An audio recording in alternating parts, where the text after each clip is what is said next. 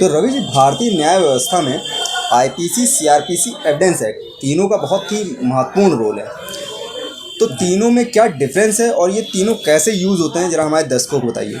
देखिए, ऐसा है कि जो हमारे देश में जो आपराधिक कानून हैं, ये तीनों कानून बिल्कुल उसका आधार समझ लीजिए कि वो बेस होते हैं।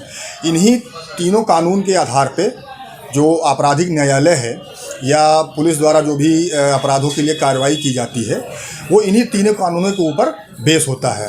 अब जो सीआरपीसी है, यानी कि कोड ऑफ क्रिमिनल प्रोसीड्यूर, ये जो सीआरपीसी है, ये 1973 में इसको लाया गया और इसमें 484 सेक्शंस हैं और 37 अध्याय हैं कुल। इसका ये जो प्रोसीजर इसमें जो आपराधिक कानून होते हैं, जो आपराधिक न्यायालय में जो कार्रवाइयाँ चलती हैं, उसका प्रोसीजर इसमें बताया गया है कि यानी कि प्रक्रिया जो होती है कि कोई आप अपराध कारित हुआ तो उसके बाद क्या होगा और न्यायालय जो है वो कैसे कार्रवाइयाँ करती है, इन सारी प्रक्रियाओं को सीआरपीसी के तहत बताया गया है।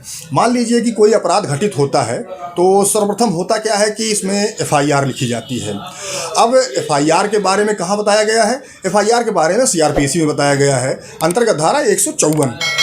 तो अब जैसे ही कोई अपराध घटित हुआ वैसे ही इन कानूनों की उपयोगिता शुरू हो जाती है। तो सबसे पहले सीआरपीसी का उपयोग शुरू होता है कि अपराध हुआ तो सबसे पहले एफआईआर होगी, जो कि सीआरपीसी के अंतर्गत बताया गया है। उसके बाद क्या होता है कि जब कोई अपराध घटित होता है तो एफआईआर होती है। अब पुलिस को ये देखना होता है कि अपराध की प्रकृति क्या है, वो कौन सा अपराध है। उसके आधार पर फिर भारतीय दंड संहिता यानी कि इंडियन पेनल कोड आईपीसी में कौन सा सेक्शन है उस अपराध के लिए, फिर वो जब सेक्शन पुलिस देख लेती है तो उस सेक्शन के आधार पर वो एफआईआर दर्ज की जाती है।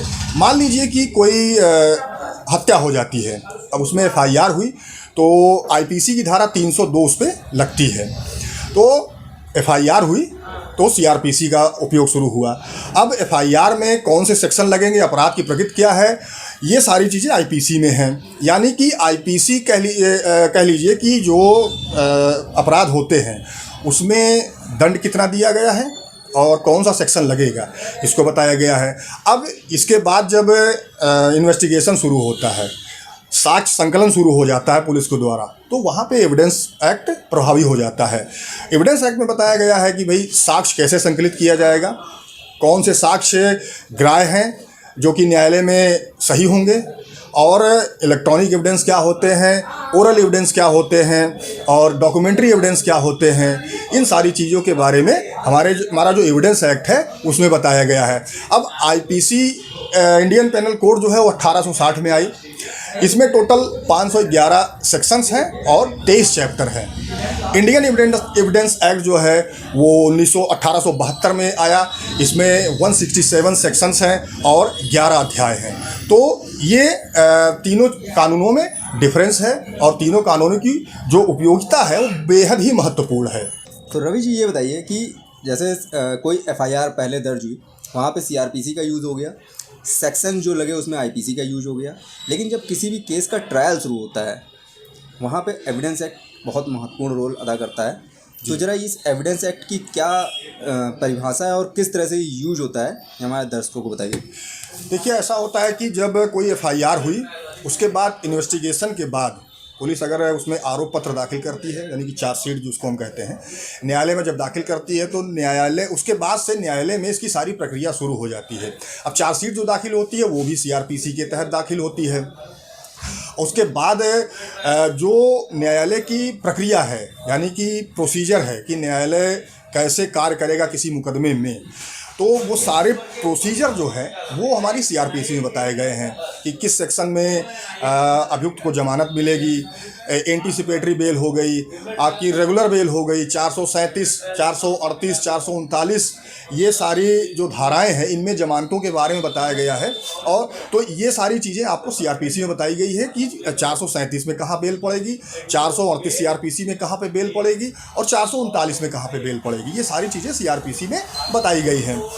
बेल हो गई, उसके बाद ट्रायल शुरू हुआ।